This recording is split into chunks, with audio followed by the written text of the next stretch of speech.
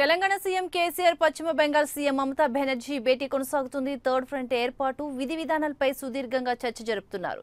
దేశంలో ప్రత్యామ్నాయ రాజకీయ వ్యవస్థ అవసరమన్న కేసీఆర్ ఆ దిశగా తొలి అడుగు వేశారు. థర్డ్ ఫ్రంట్ పై చర్చించేందుకు కోల్కతా చేరుకున్న కేసీఆర్ కు ఆ రాష్ట్ర వ్యవసాయ శాఖ మంత్రి సాధికారంగా స్వాగతం పలికారు. అక్కడి నుంచి నేరుగా సచివాలయం చేరుకున్న కేసీఆర్ కు మమతా బెనర్జీ స్వాగతం పలికారు. అనంతరం ఇద్దరు నేతలు ఏకాంతంగా భేటీ అయ్యారు. థర్డ్ ఫ్రంట్ ఏర్పాటు విధి విధానాలపై ఇద్దరి మధ్య చర్చ జరుగుతున్నట్లు తెలుస్తోంది.